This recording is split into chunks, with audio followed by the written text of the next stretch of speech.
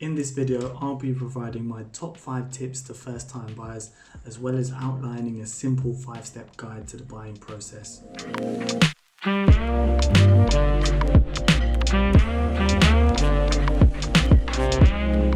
On this channel, I provide my top tips to buyers, sellers, landlords and tenants, as well as individuals looking to build or enter into a career within the property industry.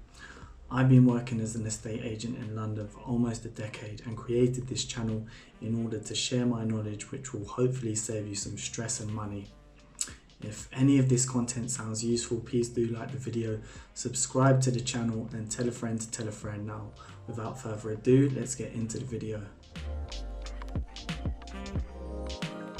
Tip number 1, establish your budget. Sounds obvious, but you'll be surprised just how many people start blindly searching for a property without establishing exactly how much they can spend. Therefore, tip number 1, before you even search for a property, you should make sure you contact a mortgage broker or financial advisor. You can do this by searching for local mortgage brokers in your area. In my experience, the service you receive from various brokers doesn't vary too much, so don't be too concerned with which broker you select. The 2 things I would look out for is to make sure the broker has access to as much of the market as possible, ideally the entire market, in other words, all of the available lenders. It's also important to go with a well-reviewed mortgage broker. Typically, on average, brokers charge between £500 to £1,000 to submit a mortgage application, but quite often the initial consultation is free. I would definitely recommend using a mortgage broker, as they will likely save you thousands of pounds, as well as increasing your lending amount and therefore your overall budget.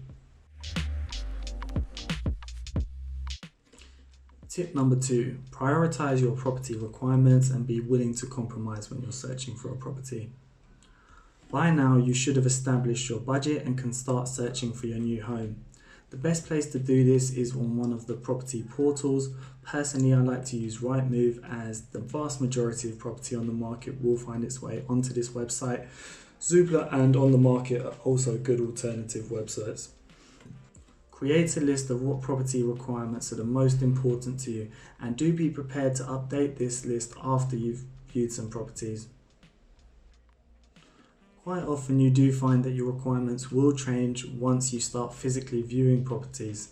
For example, you may have had a requirement to be no more than 10 minutes walk to a train station, but after viewing a few properties, you've now decided that having a private garden is a more important requirement for you. The harsh reality is that very rarely will all of your property requirements be fulfilled, so you need to keep an open mind and be willing to compromise. Tip number 3, do sufficient research before submitting an offer.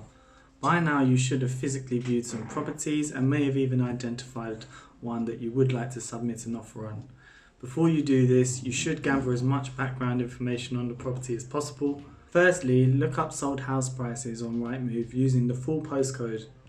If there isn't much data available for similar properties in the last 3 years, then search using the street name instead. The figures on this page are taken directly from the land registry, so are fully accurate and, in my opinion, the best comparable figures available to you. It is also worth searching for similar properties currently on the market. However, do take these figures with a pinch of salt, as asking prices can range massively depending on the marketing strategy. For example, you may see a property that is very attractively priced because the seller is hoping for a quick sale, whereas a similar property may be priced significantly higher because the seller is hoping to achieve above the market value and quite often has listed the property at a higher price than even what the estate agent has recommended. It's important to speak to the selling estate agent to try and gather as much information as possible regarding the level of interest on the property.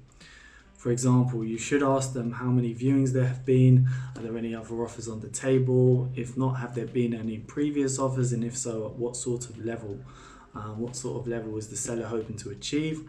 Ideally, you want to ask the agent these questions before they know that you want to submit an offer on the property. This is because they are likely to exaggerate the level of interest if they already know that you're keen on submitting an offer.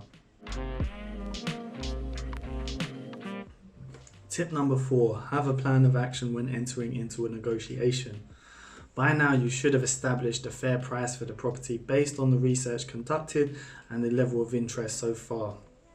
You should have established the maximum amount you're willing to pay for the property and stick to your guns and don't go above this figure. When submitting your initial offer, make sure to leave yourself a bit of leeway so that you are able to negotiate. If the seller comes back with a counter offer, which they usually do, I would also avoid being too cheeky with your initial offer. Of course, the amount you offer will depend on the level of interest on the property. However, very rarely would I recommend offering below 90% of the asking price, as this is likely to offend the vendor and possibly hurt you further down the line. And finally, tip number 5, instruct a reputable solicitor and keep on top of them. Once your offer has been accepted by the seller, you will be required to instruct a property solicitor to deal with the conveyancing side of the process.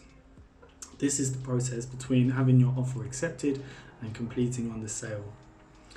Typically, this process takes about 3 months on average, but can quite often drag on for significantly longer. Unfortunately, statistically, 1 in 3 sales do fall through during this process in the UK. That is why it's worth ensuring you do instruct a reputable solicitor to deal with this process for you. If you have friends or family who have recommended a solicitor, that's great. If not, I would Google local firms and make sure they are well reviewed. I would only recommend arranging a building survey if you are buying a property more than 20 years old, or if there appears to be an apparent issues such as subsidence when you viewed the property. Otherwise, I would suggest that a home buyer survey would be sufficient instead of a full building survey and could save you a couple £100. During the sale progression process, do make sure you are keeping in regular contact with your solicitor, I'd say at least once a week ideally, and do make sure you are responding in a timely manner for any request in relation to documents that they ask for you.